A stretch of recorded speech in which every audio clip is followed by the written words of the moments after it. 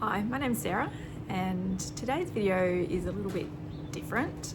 Today is a walk and talk video. It was a video that I shot late yesterday afternoon as I just wandered around the garden. It was really, the purpose of the video was to send to my mother.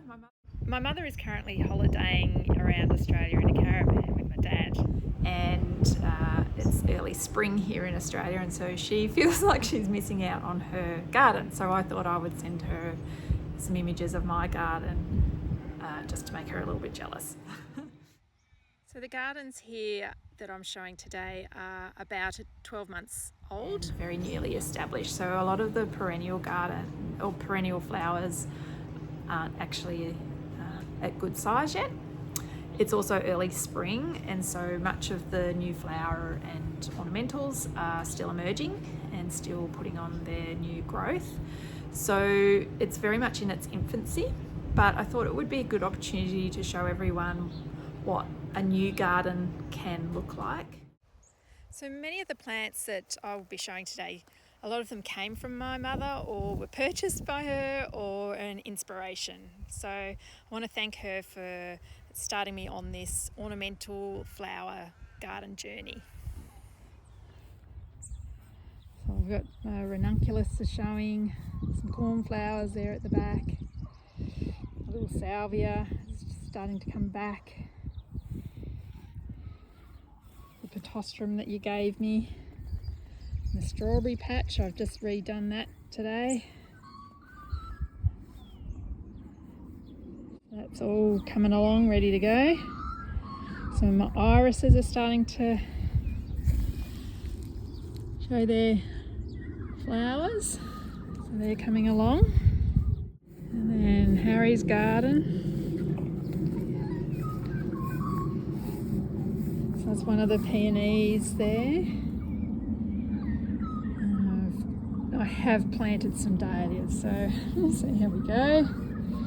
I've got a pencil conifer there, it's going to grow. The lilac's coming back. I've got a lavender, and some of these irises, they're yet to start their flowering.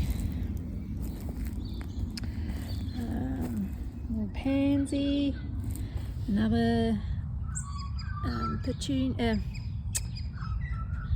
peony, the snaps.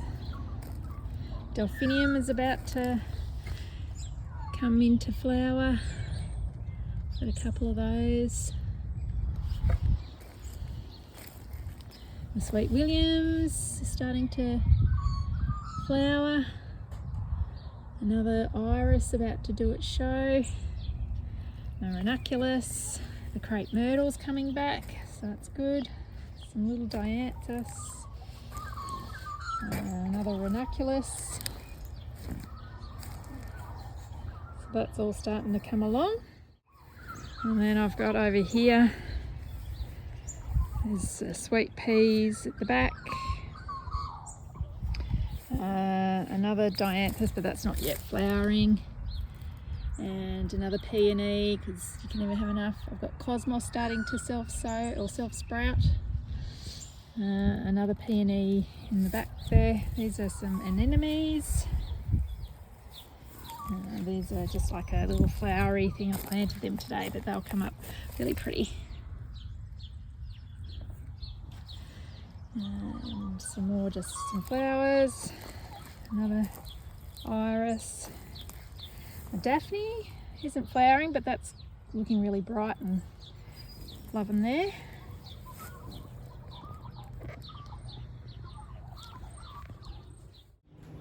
Done a lot of years working in my veggie patch, and really it was my mother that got me interested in ornamentals.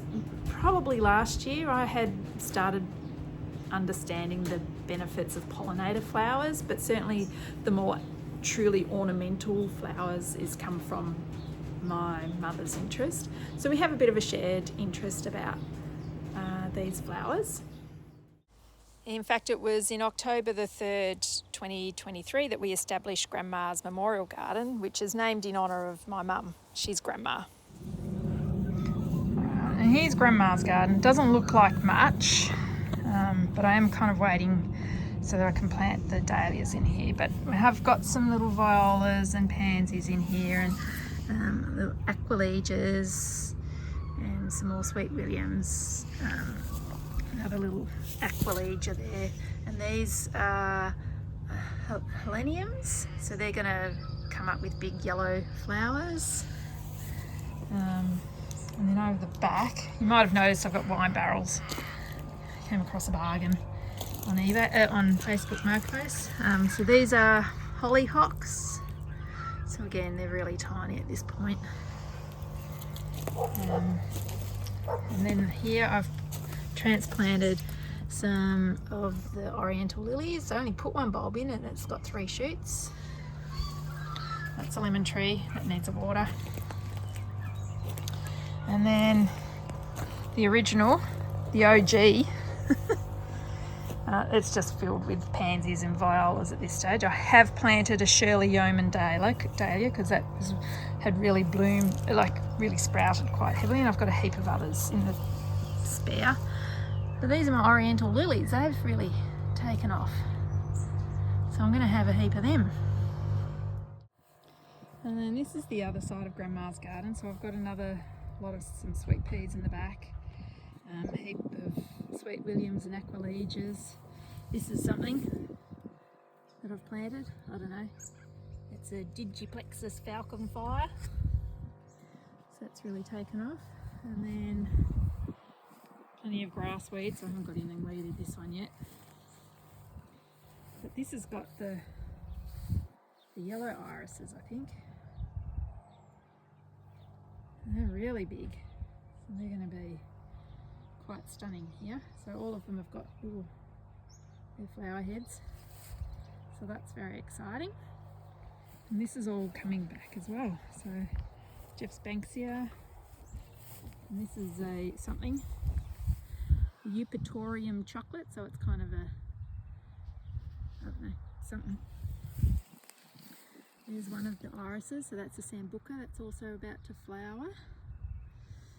That one's just one of yours. Needs to weed a little bit, but this is the Lake St Clair one. It hasn't done much yet. And this one is the Tassie Devil, also not quite doing any flowering yet. And then I've got another peony happening in there.